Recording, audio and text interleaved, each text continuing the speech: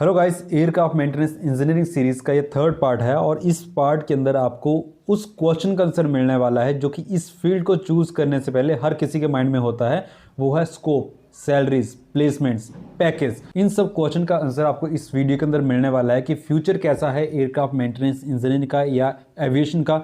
अगर आप इस फील्ड को चूज़ करते तो सेफ है आपके लिए, नहीं है। सो वीडियो के ऊपर मूव करते हैं, लेकिन उसके ऊपर जाने से पहले अगर आपने पार्ट 1 एंड पार्ट 2 नहीं देखा, जिनके अंदर हम बेसिकली हमने एएमई एंड लाइसेंस कैटेगरीज के बारे में डिस्कस किया है, तो वो लिंक आपको आई बटन एंड डिस्क्रिप्शन के अंदर मिल जाएंगे।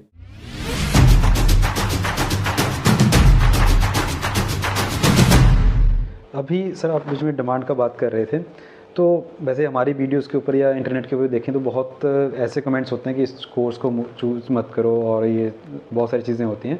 तो बेसिकली मैं ये जानना चाहता हूँ कि कोर्स इतना अंडररेटेड क्यों है, मतलब क्या रीज़न है कि इस टाइप का नेगेटिविटी वहाँ पे ज़्यादा रहता है। तो वो थोड़ा सा अगर आपको लगता है कि इस वजह से ये चीज़ जो है नेगेटिविटी आती है वहाँ पे, या बात करते हैं इसके बारे में, अंडररेटेड है बेसिकली, तो वो किस वजह से आपको लगता है? देखिए, कोर्स अंडररेटेड कोर्स नहीं होता है। बेसिकली दुनिया में कोई भी प्रोफेशन या कोई भी एक्टिविटी अगर चलती है तो उसके पीछे एक सोल रीज़न होता है, डिमांड एंड सप्लाई। ओके। आप कोई भी काम कर रहे हैं तो उसकी मार्केट में डिमांड कैसी है, तो उसी के बेसिस पे वो कोर्स करिकुलम आगे प्रोग्रेस करता है। अब भेड़ चाल का यूजुअली जब ट्रेंड रहता है, तो जैसे मुझे याद है, मैं अपने ही ज़माने में जब मैं इंजीनियरिंग करके ग्रेजुएट इंजीनियर बना था, पास आउट हुआ था, तो उस समय ट्रेंड चला था सॉफ्टवेयर इंजीनियरिंग का। ये मैं अर्ली 2000s की बात कर रहा हूँ, जिस समय नया नया इन्फोसिस, विप्रो और इन सब का, टेक महिंद्रा, इन सब का नया नया स्टार्ट हुआ था। तो हमारे यहाँ से भी जितने इंजीनियर्स थे, किसी भी स्ट्रीम के हों, सिविल, मैकेनिकल, इलेक्ट्रॉनिक, सब लोग सॉफ्टवेयर में चलो, एक पूरा भीड़ एकदम जमा हो गया था। तो एक ट्रेंड टाइप का बन गया था, तो सारे के सारे कैंडिडेट्स उसी चीज़ के पीछे पड़ जाते थे। तो उससे क्या होता है कि मार्केट में एक डिमांड एंड सप्लाई कर्व जो है वो डिसरप्ट हो जाता है, क्योंकि जब supply is more than the demand, तो डेफिनेटली वो चीज़ काम नहीं करेगी। काम कब करेगी? When you create a win win situation. Win win situation मतलब आपका जितना डिमांड है उतनी सप्लाई हो, और उसी हिसाब से आप प्रोडक्शन भी कर रहे हैं। अब आप एएमई सेक्टर को अगर लेकर के चलें, इसको मैं दो पार्ट में डिवाइड करूंगा, प्री कोरोना और post corona. Pre corona times को अगर मैं लेकर के चलूं, तो जस्ट बिफोर कोरोना आपकी कुछ एयरलाइंस थी इंडिया में जो सडनली कोलैप्स कर गई थी। जैसे एग्जांपल के लिए मैं लेता हूँ, किंगफिशर बंद हुआ था, फिर जेट एयरवेज भी आपका सडनली कोलैप्स कर गया था। तो उससे क्या हुआ था कि सडनली आपका मैन पावर, जो लोग थे आपके जेट एयरवेज में, इतने सारे सैकड़ों एएमईज आपके इंजीनियर्स थे, टेक्नीशियंस थे, कैबिन क्रूज थे, सडनली वो लोग खाली हो गए। एग्जैक्टली। किंगफिशर में भी यही हुआ। ऑल्दो वो लोग धीरे धीरे इधर उधर करके एक ऑर्गेनाइजेशन से दूसरा ऑर्गेनाइजेशन में धीरे धीरे उन्होंने अपनी जगह बनाई, वहाँ पे प्लेस होते गए, बट स्टिल वो पीरियड एक बहुत ख़राब फेज था इंडियन एविएशन सेक्टर के लिए। पोस्ट कोरोना लेके चलते हैं। कोरोना में तो खैर सब कुछ बर्बादी हो गया ओवरऑल, काफ़ी कुछ सब कुछ चीज़ें स्टैग्नेंट हो गई, लेकिन पोस्ट कोरोना क्या है कि लोगों में एक, कहते हैं ना, एविएशन का सबसे ज़्यादा इस्तेमाल कहाँ होता है? टूरिज़्म में सबसे ज़्यादा एविएशन का इस्तेमाल होता है। तो जो लोग इतने दिन से घर में बैठे होते हैं, सडनली एक आता है ना फ्री बर्ड, एकदम फ्री बर्ड मूवमेंट आ गया कि हाँ चलो चलते हैं, इतने दिन से बैठे हुए बंधे हुए। तो एविएशन सेक्टर में एक बूम आ गया। गवर्नमेंट ऑफ इंडिया ने क्या किया, एयर इंडिया लिमिटेड जो था उसको भी सेल पे लगा दिया। टाटा सन्स ने एयर इंडिया को टेक ओवर किया। टेक ओवर करने के बाद उन्होंने सबसे पहला स्टेप लिया कि ब्रांड को रिवाइव करना है। तो ब्रांड रिवाइव करने के लिए क्या किया उन्होंने, 470 aircraft firm order, 300 stand by order, मतलब 770 एयरक्राफ्ट का उन्होंने ऑर्डर प्लेस कर दिया। अकेले एयर इंडिया लिमिटेड ने, जिसमें कि वाइड बॉडी और नैरो बॉडी एयरक्राफ्ट दोनों इंक्लूडेड थे। ठीक है। एयर इंडिया ने ऑर्डर किया। एयर इंडिया के ऑर्डर करने के बाद में इंडिगो एयरलाइंस मार्केट में, इंडिगो एयरलाइंस के पहले से ही इतने एयरक्राफ्ट ऑर्डर कर रखे थे। फिर रिसेंटली पेरिस एयर शो इसी साल 2024 में उन्होंने 500 एयरक्राफ्ट का अगेन ऑर्डर पुट ऑन किया। और इसके साथ में 30 वाइड बॉडी एयरबस 350 का भी ऑर्डर प्लेस किया। आकाशा एयर जो पोस्ट कोरोना टाइम्स में ऑपरेशन में इंडिया में आई, आकाशा एयर ने 70 एयरक्राफ्ट से स्टार्ट किया लेकर के ऑर्डर प्लेस करके, और सडनली उसने फिर 150 एयरक्राफ्ट का फर्म ऑर्डर फिर प्लेस किया। तो मतलब मैं एयर इंडिया, इंडिगो, आकाशा इन सबको मिला करके चलूँ तो आप देखेंगे 1500 एयरक्राफ्ट इंडियन एयर स्पेस में अगले 10 साल में आने वाले हैं। तो मुझे एक क्लियर विजन है सामने में दिख रहा है, मुझे क्या सब लोगों को दिख रहा है कि इतने एयरक्राफ्ट आने वाले हैं। तो इतने एयरक्राफ्ट को उड़ाने के लिए वैसा ही सेटअप इंफ्रास्ट्रक्चर चाहिए, मीन्स एयरपोर्ट चाहिए, उनको उड़ाने के लिए पायलट्स चाहिए, मेंटेन करने के लिए technical man power, AME technicians की पूरी टीम चाहिए, ऑपरेशन के लिए एयरपोर्ट ऑपरेशन के लिए अलग अलग लोग चाहिए, flight attendants, cabin crew, ramp safety, हर चीज़ के लिए आदमी की ज़रूरत होती है, क्योंकि एक एक्टिविटी से दूसरी एक्टिविटी एसोसिएटेड है। तो जब इतने सारे एयरक्राफ्ट्स आने वाले हैं तो एक क्लियर विजन दिख रहा है कि हाँ आपको मैन पावर की स्कार्सिटी होने वाली है, क्योंकि एयरक्राफ्ट जो प्रोडक्शन लाइन में है, एक प्रोडक्शन लाइन से आपका 3 से 4 एयरक्राफ्ट निकलेंगे पर मंथ।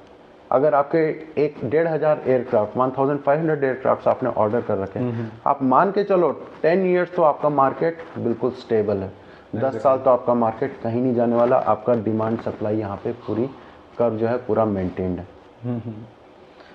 अब ये चीज़ मैं भी पढ़ रहा था, शायद डीजीसी का रिपोर्ट था कि आने वाले 5 से 6 साल में उनको लगभग 40,000 के आसपास या 50,000 के आसपास टेक्निकल मैन पावर का रिक्वायरमेंट है। टेक्निकल मैन पावर तो लैक्स में जाएगी, इंजीनियर्स लेवल पे आप हो जाएंगे तो इंजीनियर्स लेवल पे होता है, लेकिन टेक्निकल मैन पावर मिलेंगे जिसमें कि आपके टेक्नीशियंस, ठीक है, अप्रेंटिसेस, ये सारे आपके ऐड ऑन हो जाएंगे, तब जा करके ये तो आपकी लैक्स में जाएगी। लैक्स में बिल्कुल, क्योंकि आप हर बेस पे लेके चलें, जहाँ भी आपका एयरक्राफ्ट उतरेगा, टेक ऑफ करेगा, लैंड करेगा, तो हर बेस पे आपको टेक्नीशियंस की पूरी टीम चाहिए होती है काम करने के लिए, मेंटेनेंस इंजीनियर, सर्टिफाइंग स्टाफ की टीम चाहिए होती है, हर बेस पे आपको ज़रूरत पड़ती है। ओके, तो आपको इस हिसाब से आप लेके चलेंगे तो अब नए नए एयरपोर्ट, जैसे अभी गवर्नमेंट ऑफ इंडिया ने नए नए इनिशिएटिव लिए, नए नए एयरपोर्ट्स अभी बन रहे हैं। दिल्ली में इंदिरा IGI एयरपोर्ट का एक्सपेंशन हुआ है, साथ में दिल्ली के बगल में जेवर में, हाँ, नोएडा में इतना बड़ा एयरपोर्ट अभी बन रहा है, इंटरनेशनल एयरपोर्ट। बॉम्बे में लेके चलें तो नवी मुंबई में अभी नया एयरपोर्ट बन रहा है, बॉम्बे एयरपोर्ट का जो अपना खुद का है, एक्सपेंशन तो अभी हुआ ही था, अब नवी मुंबई में भी नया एयरपोर्ट बनने जा रहा है। तो यानी मेट्रो सिटीज़ में ही लेकर के चलें तो इतना इतना एक्सपेंशन हो रहा है इंफ्रास्ट्रक्चर के हिसाब से, एयरपोर्ट इंफ्रास्ट्रक्चर के हिसाब से। डेफिनेटली जब इतनी बड़ी फ्लीट एयरक्राफ्ट की इंडियन एयर स्पेस में आएगी तो उसको कैटर करने के लिए हमको इंफ्रास्ट्रक्चर, मैन पावर, इन सब चीज़ की रिक्वायरमेंट पड़ेगी। एग्जैक्टली। मतलब गाइस ये स्कोप का बेसिकली बात हो रहा है कि इंडिया में आने वाले 10 साल के अंदर किस टाइप का स्कोप जो है एविएशन सेक्टर के अंदर आने वाला है। साथ में अभी मैन्युफैक्चरिंग भी स्टार्ट हो गई है, वडोदरा के अंदर अभी इनोग्रेट होगा अपना एयरबस के साथ एंड हैदराबाद में अपना बोइंग के साथ है। तो वो चीज़ भी मैन पावर जनरेट करके साथ में इसके जो स्पेयर पार्ट्स बनने हैं, तो उसमें भी जो छोटी छोटी सिटीज़ हैं वहाँ पे इसके प्लांट लगने, तो ऑब्वियस सी बात है टेक्निकल मैन पावर वहाँ पे चाहिए। ओवरऑल बात करें तो स्कोप आने वाले 10 साल तक लेके चलें, जैसे आपने बोला कि स्टेबल है ये वाले। बिल्कुल, इसमें बिल्कुल स्टेबल है, इसमें कोई भी अप्स एंड डाउन्स का अभी तो फिलहाल चांस नहीं है। एविएशन आज की डेट में सबसे सेफेस्ट बेट है। अगर मैं किसी भी दूसरे स्ट्रीम से अगर मैं कंपेयर करूँ, मैन्युफैक्चरिंग अप एंड डाउन होता रहता है, ऑटोमेशन में भी अप एंड डाउन होता रहता है, सॉफ्टवेयर या दूसरे फील्ड का भी लूँ तो कहीं भी आपको कुछ क्लियर विजन या कुछ आपको दिखेगा नहीं, क्योंकि मैक्सिमम चीज़ें आज की डेट में स्टैग्नेट कर चुकी हैं। कहीं भी आपको नई, मतलब कि पुरानी ऑर्गेनाइजेशन के साइड से आपको ये नहीं दिखेगा कि हाँ देयर इज़ इतने प्रोजेक्ट्स आ रहे हैं और उसमें इतने मैकेनिकल इंजीनियर्स की या इतने सॉफ्टवेयर प्रोफेशनल्स की ज़रूरत है। आज की डेट में वैसा नहीं है, जो कि आज से 15 साल पहले, 10 साल पहले हुआ करता था। तो एक ग्रे विजन होने की वजह से, ब्लैक एंड वाइट में नहीं होने की वजह से एक इनसिक्योरिटी बनी रहती है कि हमने ये तो कर लिया बट आगे हमारा क्या होगा। जॉब भी एक क्वेश्चन है, प्लस जॉब के साथ सैलरी एक क्वेश्चन है कि सैलरी कितना होता है, कम होता है, ज़्यादा होता है, या मतलब कितना, मतलब अगर बच्चे ने 2 साल एक इन्वेस्टमेंट किया अपना, मेहनत किया अपना, तो उसके बाद उसको लगभग कितना सैलरी मिल सकता है स्टार्टिंग, मतलब एज ए AME और एज ज्वाइनिंग लेवल पे जो ट्रेनिंग ज्वाइन करता है, एज टेक्नीशियन ज्वाइन करता है, तो उसका कितना सैलरी बच्चे को मिल सकता है? देखिए, ट्रेनिंग आप अगर सैलरी स्केल के बारे में बात करते हैं तो सैलरी स्केल जो स्टार्ट होता है, मतलब जिसे बोलते हैं अर्न करना, मोटे लेवल पे अर्न करना, वो आपका स्टार्ट होता है when you become a license engineer. Okay. और इसमें मैं नहीं समझता हूँ कि कोई भी आदमी मेरी बात को गलत ठहरा सकता है कि लाइसेंस एयरक्राफ्ट मेंटेनेंस इंजीनियर की सैलरी कम होती है। It is in lakhs of rupees. Okay. अब कोई भी आप प्रोफेशन लेते हैं, से आप डॉक्टर ही बने, आपने एमबीबीएस किया, एमबीबीएस करके आप क्या करते हैं, सीधा एमबीबीएस बन करके तो आपको लैक्स में सैलरी नहीं होती है। पहले आप स्टार्ट करते हैं, प्रेसिडेंट डॉक्टर बनते हैं, आपकी नाइट शिफ्ट लगती है हॉस्पिटल में, आप दिन से रात खटते हैं, 10 घंटे 12 घंटे की शिफ्ट करते हैं। उस समय भी आपको 25, 30, 40 जो भी है पे स्केल आपको ऑफर किया जाता है। एग्जैक्टली। ठीक है। तो कोई भी प्रोफेशन में आप जब आते हैं, अपना बेस लेवल से स्टार्ट करते हैं, तो आपका पे स्केल बहुत हाई नहीं होता है। बट आप जब एक सर्टेन लेवल पे पहुंच जाते हैं, उसके बाद आपका रिटर्न ऑन इन्वेस्टमेंट क्या है, ये बहुत मैटर करता है। जैसे अगर मैं एविएशन फील्ड का लेकर के बोलूँ, आपका इसमें दिया हुआ है कि 2 साल की बेसिक ट्रेनिंग, 2 साल का मेंटेनेंस एक्सपीरियंस, और उसके बाद आपकी लाइसेंस की एलिजिबिलिटी। अब ये एक्सपीरियंस आपने 2 साल में अटेन किया या 5 साल में अटेन किया, ये आपके पर्सनल पे डिपेंड करता है कि आपने एग्जामिनेशन कितने दिन में पास किए, जो आपके डीजीसीए मॉड्यूल एग्जाम है उसको पास करने के लिए कितना टाइम लिया आपने, साथ ही साथ आपने मेंटेनेंस एक्सपीरियंस जो आपने गेन किया कैसे इन्वायरमेंट में किया, कितने एटीए चैप्टर्स आपने कवर कर लिए कि आपको एक एलिजिबिलिटी बन जाए जल्द से जल्द। लेकिन आपने जैसी ही एलिजिबिलिटी कंप्लीट की और एक बार आपको लाइसेंस इशू हो गया, तो इसका एक फिक्स्ड पे स्ट्रक्चर है, जो कि आपका एक एयरबस या बोइंग का लाइसेंस इंजीनियर जो बोलते हैं, उनकी पे स्केल 1.5 लाख पौने 2 लाख रुपए से स्टार्ट होती है। This is starting figure per month. और उसके बाद ये आपका 2.5-3 डिपेंड करता है बेस्ड ऑन एक्सपीरियंस, या बेस्ड ऑन आपने कितना और लाइसेंसेस ऐड ऑन कर लिए, आपका वर्क एक्सपीरियंस और कितना होगा, तो ये आपकी बढ़ती जाती है। लेकिन the bench mark is 1.5 to 1.75, ये बेंच मार्क है। ओके। मिनिमम। मैं नहीं समझता हूँ कि कोई भी ऐसी फील्ड या कोई भी ऐसी स्ट्रीम है जिसमें कि इतना पैसा आपको जस्ट एक बेंचमार्क क्रॉस करते ही मिलता हो। आप अगर कंप्यूटर इंजीनियरिंग भी करते हैं, आप स्टार्टिंग में आते हैं, आप एसोसिएट बनते हैं, डेवलपर बनते हैं, 20, 25, 30 हज़ार पे जाते हैं, आपका पे स्केल कब आपका जंप करता है, when you become team leader. Exactly. ठीक है, टीम लीडर बनते हैं या आप हायर मैनेजमेंट पोस्ट पर पहुंचते हैं, तब आपको सडन राइज या सडन जंप मिलता है। एग्जैक्टली। तो उसका रास्ता और उसका समय बहुत लंबा है कंपेयर टू दिस प्रोफेशन। इसका समय बहुत कम है। तो टाइम का बात करें तो लगभग एक एएमई बनने को मिनिमम कितना टाइम लग जाता है? देखिए, एएमई बनने के लिए जो समय सीमा जो है वो मैंने 2 फैक्टर्स पे मैंने बताया, 2 फैक्टर्स पे डिपेंड करता है। Number 1 is the DGCA module examination. आप एग्जामिनेशन कितनी जल्दी पास करते हैं, जितनी जल्दी पास करें, क्योंकि examination is the primary criteria जो कि आपका 50% काम करेगा कि आपने एग्ज़ाम पास कर लिया, मतलब आपकी 50% एलिजिबिलिटी बन गई। Remaining 50% eligibility depends on your work experience या मेंटेनेंस एक्सपीरियंस जिसको कहते हैं। अब मेंटेनेंस एक्सपीरियंस आप किस ऑर्गेनाइजेशन में गेन कर रहे हैं, कैसा एक्सपीरियंस गेन कर रहे हैं, ये सब उसके ऊपर में डिपेंड करता है। ठीक है। ठीक है। एंड मोर ओवर जो लाइसेंसिंग प्रोसीजर है, लाइसेंसिंग प्रोसीजर में आ जाता है कि जिस ऑर्गेनाइजेशन में आप काम कर रहे हैं उसको सर्टिफाइंग स्टाफ की कितनी ज़रूरत है। अगर उनको इमीडिएट ज़रूरत होगी तो डेफिनेटली वो भी ऑर्गेनाइजेशन भी पुश करेगी अपने तरफ से कि हाँ भाई, ये इतने कैंडिडेट्स हमारे, इनका मेंटेनेंस एक्सपीरियंस अच्छा खासा हो चुका है, इनके सारे पेपर्स पास है, इनको टाइप रेटेड कोर्स ऑफर करो। ओके। तो टाइप रेटेड कोर्स कर लेंगे तो definitely they will become certifying staff. तो मैंने बताया ना जैसे पहले भी, सारा मैटर डिमांड एंड सप्लाई का है।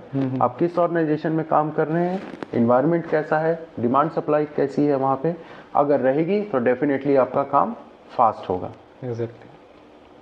आज के समय में मैं लेकर के चलूँ, जब एविएशन में पीक बूम है एकदम, जब there is huge scarcity of manpower, तो उस समय ये फैक्टर बहुत ज़्यादा प्रेवलेंट हो जाता है। आपको चांस आगे बढ़ने का बहुत जल्दी मिलता है। बहुत से कैंडिडेट्स ऐसे भी रहते हैं, आप डालते हैं जिसमें कि लिखते हैं कि कोर्स करके कुछ नहीं होता, हम लोग फंस गए हैं, बेकार कोर्स है। कोर्स कोई भी बेकार नहीं होता है। कोई आर्किटेक्चर पढ़ता है, कोई लॉ पढ़ता है, कोई कुछ पढ़ता है, तो कोर्स कोई बेकार नहीं होता है। सब चीज़ प्रकृति का जो नियम है उसी को पूरा करने के लिए डिमांड एंड सप्लाई, हर चीज़ की कवर करने के लिए सारे कोर्सेज, सारे कल्चर, ये सारी चीज़ें बनी हैं अपने आप में। It all depends on demand and supply, और आप उस डिमांड एंड सप्लाई कर्व में अपने आप को कितना ढाल पाते हैं। आप अपने आप अपनी ज़रूरत या मार्केट की ज़रूरत को आप किस तरह से पूरा करने में सक्षम हैं, सब उसके ऊपर डिपेंड करता है। अब ये सैलरी का बात कर रहे थे तो हम IIA के प्लेसमेंट्स का भी बात कर लेते हैं कि एग्जैक्टली 23-24 के अंदर कितना प्लेसमेंट गया, कौन कौन सी कंपनीज आती हैं कैंपस के अंदर। अच्छा, स्टूडेंट्स का ना एक क्वेश्चन भी होता है कि कैंपस प्लेसमेंट्स होते हैं या नहीं होते हैं? बिल्कुल होते हैं। तो यहाँ पे IIA ग्रुप के अंदर कौन कौन सी कंपनीज ने हायरिंग करा है, और अगर पैकेज भी अगर बता सको तो वो भी। देखिए 23-24 का मैं लेकर के चलूँगा। मैंने बताया जैसे एविएशन का पीक पीरियड था नहीं है, और अभी चलता भी रहेगा, अगले 10 साल का ऐसा प्रोजेक्शन मैंने दिया। तो हमारे यहाँ पे स्टार्ट हुआ था कैंपस प्लेसमेंट है सबसे पहले Indamer aviation. Okay. Indamer aviation private limited, सबसे पहले उन्होंने IAPL उन्होंने किया था। तो उन्होंने समवेयर अराउंड 48 कैंडिडेट सिलेक्ट किए थे। बैच 48 स्टूडेंट, हाँ, मोर देन ए बैच, नियरली 1.5 बैच के आसपास उन्होंने अकेले इंडक्ट कर लिया था। इंडमार के बाद में फिर नेक्स्ट आया AISL, air India engineering services limited. उन्होंने फिर कैंपस इंटरव्यू किया। उन्होंने 50 स्टूडेंट्स उन्होंने वन गो में एब्जॉर्ब कर लिए। इसके साथ साथ एयरबस, जो कि दुनिया का मेजर एयरक्राफ्ट मैन्युफैक्चरर है, एयरबस का हुआ, तो एयरबस में भी स्टूडेंट्स का सिलेक्शन हुआ, करीबन 8-9 स्टूडेंट्स का उसमें भी सिलेक्शन हुआ। तो ऐसे धीरे धीरे करते करते बहुत सारी ऑर्गेनाइजेशंस आई। इंडिगो का हुआ। इंडिगो में हमने यहाँ से SLS शेयर किया लेकर के, तो इंडिगो में तो जो इधर उधर दूसरे ऑर्गेनाइजेशन में भी बच्चे थे वो भी घूम फिर करके डायरेक्टली इंडिगो में। अब ऑपरेटर के यहाँ पे काम करने का तो अलग ही चार्म होता है, क्योंकि तो वहाँ पे बच्चे जाते हैं तो definitely travel benefits, medical benefits, ये सब चीज़ें ज़्यादा मेंटेनेंस ऑर्गेनाइजेशन के कंपैरिजन में ज़्यादा मिलती हैं। तो बच्चों का एक रुझान, झुकाव ज़्यादा होता है ऑपरेटर के तरफ में। तो जब इंडिगो का निकला तो बहुत से स्टूडेंट्स जो MRO में काम कर रहे थे वो लोग डायरेक्टली इंडिगो की ओर जंप कर गए। तो आज की डेट में अभी मेरे पास रिसेंट में भी जैसे एक इंडिगो का आया हुआ है अभी रिसेंट प्लेसमेंट के लिए। तो we don't have students to offer them. Okay, जो मतलब अभी बैच आपका पास आउट हुआ, हाँ, वो सब प्लेस्ड है? अभी सब प्लेस्ड है, अभी पूरा 100% प्लेसमेंट चल रहा है।